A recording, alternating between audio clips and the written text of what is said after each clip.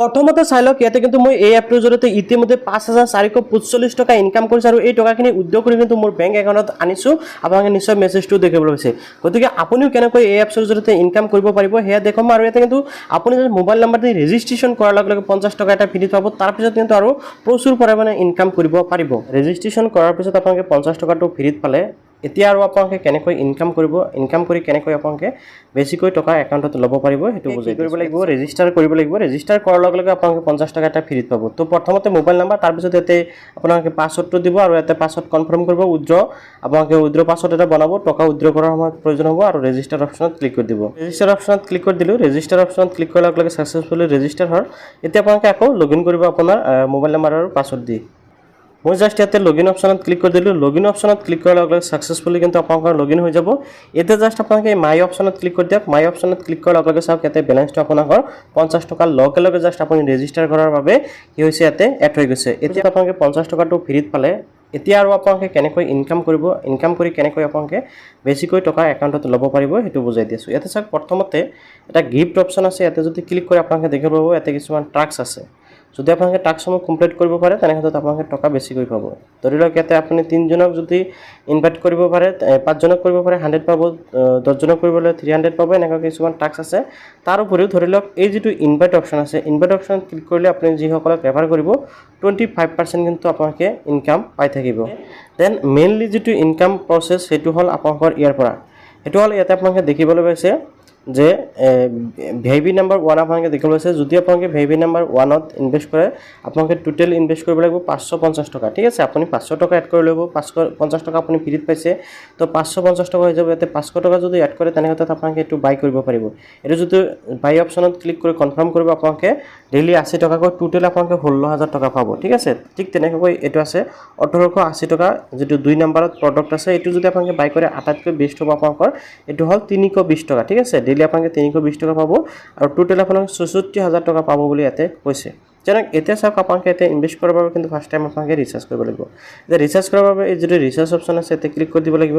ইয়াতে ক্লিক কৰাৰ পিছত আপোনালোকে কিমান টকা মানে ৰিচাৰ্জ কৰিব। ধৰি লওক আপোনালোকে যদি 550 টকা কৰিব বিচাৰে তেনেহ'লে আপুনি যায় 500 টকা এড কৰিলে হ'ব, অথবা আপোনালোকে 1880 টকাটো কৰিব পাৰে। তো মই ইয়াতে চাওক ৰিচাৰ্জ অপশ্যনত ক্লিক কৰি 1880 টকা ক্লিক কৰি দিলোঁ। এতিয়া চাওক আপোনালোকে তলত যিটো পেমেণ্ট মেথডসমূহ দেখিবলৈ আছে যিকোনো এটা থাকিলেই হ'ল।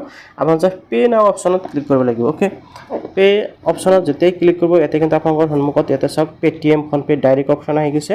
তো আপোনালোকে ফোনপে বা পেটিএমৰ জৰিয়তে পেমেণ্ট কৰিব পাৰে, অথবা এই যিটো স্কেন QR কোড আছে ইয়াতে ক্লিক কৰি কিন্তু এই QR কোডতো পেমেণ্ট কৰিব পাৰিব। পেমেণ্ট কৰাৰ পিছত ধৰি লওক ফোনপে যদি কৰিব বিচাৰে পেমেণ্ট কৰাৰ পিছত আপোনালোকে কেনেকৈ পেমেণ্ট কমপ্লিট হোৱাৰ পিছত কিন্তু আপোনালোকৰ সন্মুখত এনেকুৱাকৈ এটা UPI নাম্বাৰ বা আপোনালোকৰ UPI ৰেফাৰেঞ্চ নাম্বাৰ আহিব। আপোনালোকে জাষ্ট সেই UPI ৰেফাৰেঞ্চ নাম্বাৰটো কপি কৰিব লাগিব।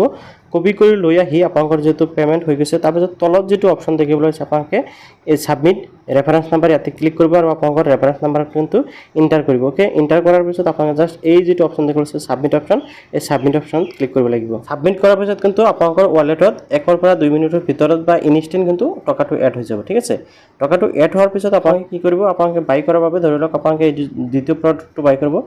বাই নাও অপশ্যনত ক্লিক কৰি কনফাৰ্ম অপশ্যনত ক্লিক কৰিব, আপোনালোকৰ বাই হৈ যাব। বাই হোৱাৰ পিছত আপোনালোকে ডেইলি যিখিনি টকা ইনকাম হ'ব ডেইলি কিন্তু টকাখিনি উইথড্ৰ কৰি আপোনালোকৰ বেংক একাউণ্টত মানে ট্ৰেন্সফাৰ কৰিব পাৰিব। আৰু এইটো এটা অলপ লং টাইম চলিব, গতিকে আপোনালোকে ইয়াৰ পৰা ইনকাম হোৱাৰ চান্সটো বেছি আছে। গতিকে আপোনাৰ ইনভেষ্ট হোৱাৰ পিছত যেতিয়া নেকি টকাটো ইনকাম হ'ব তেতিয়া কেনেকৈ উইথড্ৰ কৰিব চাওক ফ্ৰেণ্ডসকল। ইয়াতে কিন্তু মই আপোনালোকক দেখুৱালোঁ।